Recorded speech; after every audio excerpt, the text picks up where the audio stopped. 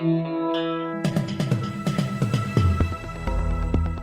listening to the Batuta Advocate's weekly news wrap on Desert Rock FM 96.5. Welcome back to the Batuta Advocate News Bulletin, recording live here from the socially distant Budgie Smugglers Studios in downtown Batuta. My name is Clancy Overell, editor of the Batuta Advocate. I'm joined today by editor-at-large Errol Parker. How are you, Errol? Yeah, good, Clancy. Always good to be back in the Budgie Smuggler booth. A cramped 3 square metres in here with me, you, and Wendell Hussey. The Diamantina Shire's Shane Webke when he read the weather. How are you, Wendell? Yeah, very well. How are you travelling?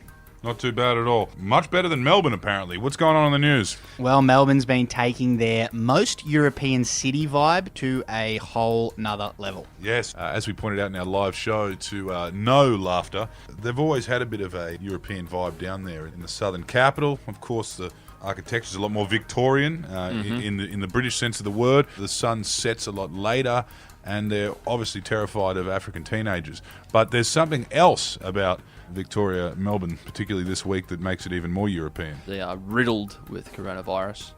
Yes, bizarre what's happening down there, how they couldn't contain it, considering it was Sydney that took that boatload of boomers from New Zealand that were obviously infected in the Ruby Princess.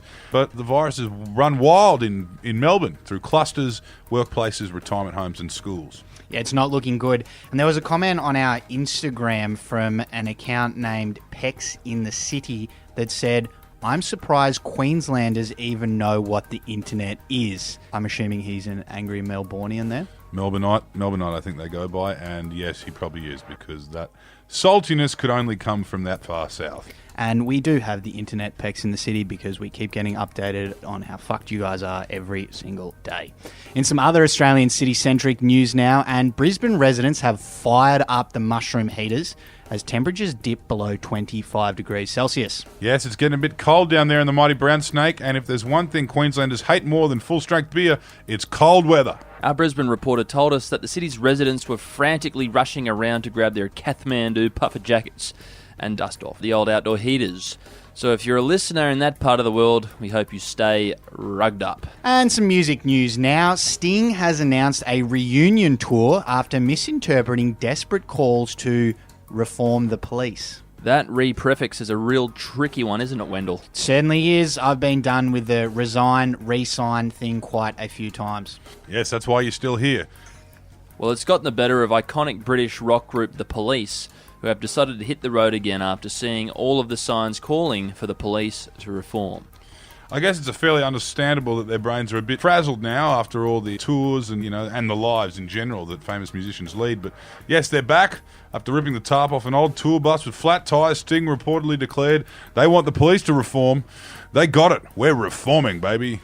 Well, if you ask this old baby boomer, I reckon they should defund that branch of the police. I don't think that really matters because they made $360 million last reunion tour in 2007. So, if anything, I think they're going to get a big hit of funding when they hit the road again. Next up, and the Aussie Larrikin is dead, says the last 2 on earth you'd invite to the pub.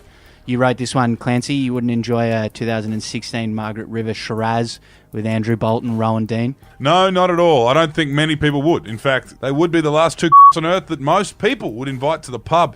Andrew Bolton and Rowan Dean have teamed up on Sky News to dissect what they claim is the death of the Aussie Larrikin by speaking to some washed-up, no-name, talentless D-list celebrities whose fingers are so far from the pulse the Larrikin could well be dead. And they'd have no fucking idea. I came into work the day after you published that one, Clancy, and I was expecting to get an email from our legal department, but nothing.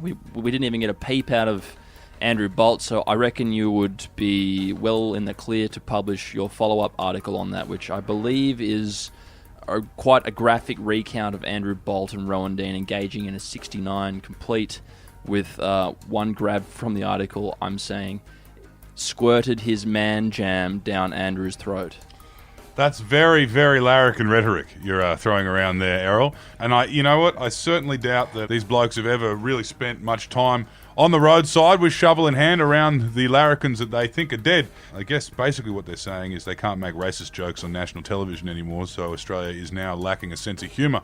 But I just don't think they're in touch with the everyday Aussie. They spend their Friday afternoons drinking red wine. They've got the red wine teeth, and they, if you did go to the pub with them, you would live in fear of being murdered and having your skin ripped off your body and they'd wear it like a mask while they play Madonna and pull their dicks in front of the mirror. Now, I can say that because I'm a larrikin, but I just want to remind them that the larrikin is not dead.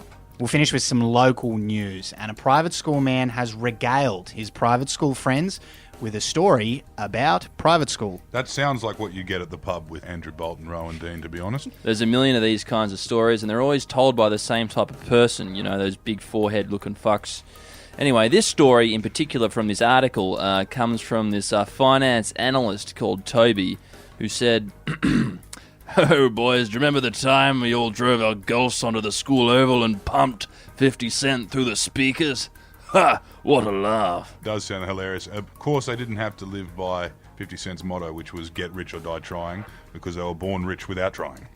A good note to finish on there. That's all I've got in front of me for this week. We'll be back again in 7 days' time to bring you all of the biggest stories from another week in news. Until then, my name is Wendell Hussey. My name's Errol Parker. And I'm Clancy Overell.